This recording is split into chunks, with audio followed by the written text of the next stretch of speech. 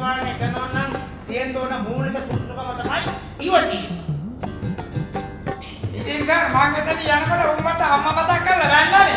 ඉතින් බං අම්මා මතක් කරලා බැන්න නම් ඌට කරුණාවෙන් පහදලා දෙන්න තුනා අම්මව ගන්න කරලා බයින්න එපා. එතකොට තාත්තට සිටියා අමාරුවක් වෙනවා. බයිරන් නම් අම්මට විතරක් නෙමෙයි තාත්තට අම්මා මතක් කරලා බැලපන්. යකෝ ඒක මාර කතාවක්.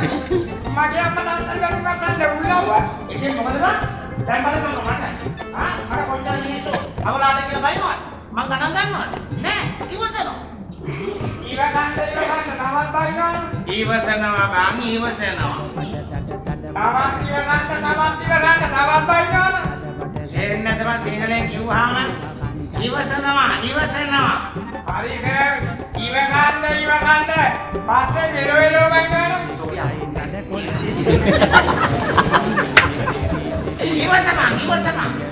දැන් පස්සේ යනවා නම් ඉවසෙන්න කොහොමද? සර් මම ඉස්සර මේ වේශ නිරූපණ ශිල්පියෙක්.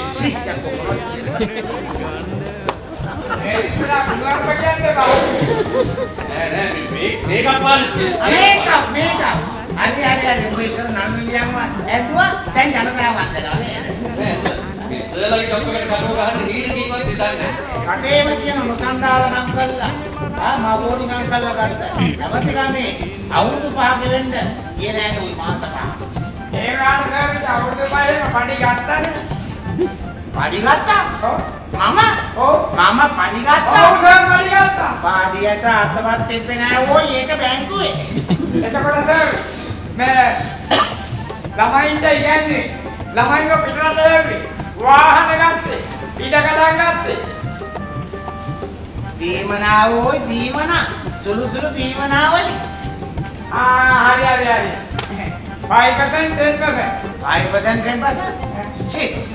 ඒ ඉස්සර ඊආන්දි වැරදියක් ඉවරදි කළා. දැන් අපි උගා දිනුනොයි 40%, 50%.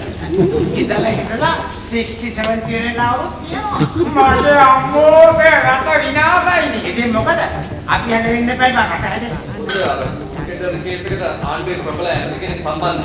වරුණයිසේ ඕවා කුමන්ත්‍රණ ආණ්ඩුව අපල්කාට පත්කාට ගහන කුමන්ත්‍රණ ඒවට පත්‍රකාරයෝ ආවොත් ඇස දැන් විපක්ෂය නෑනේ සර්. දෙකම එකයි.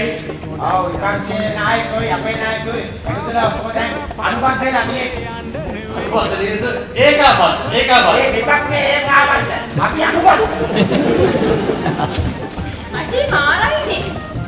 ඕලෙවල් පාස් වෙද්දි කෙල්ලකොළු පෙළ කාලේ යනවා. ඒ ලෙවල් කරන්නට දෙන්නයි කියලා. ඒකට නම් ඊට දෙන්න වෙනවා. ඒක කොහොමද සොරේ? ඕලෙවල් නැතුව ඒ ලෙවල්? හරි.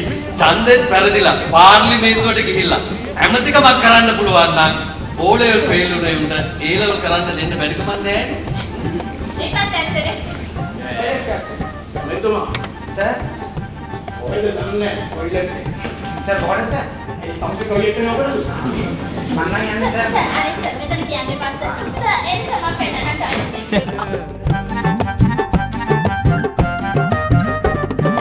අම්මා තාත්තව උනත් උගස් කරලා කන්න අම්මා තාත්තව උනත් උගස් කරලා කන්න මෙහෙම රටක් ලෝකේ කොහෙද අපිට ජොලියේ ඉන්න මෙහෙම රටක් ලෝකේ කොහෙද අපිට ජොලියේ ඉන්න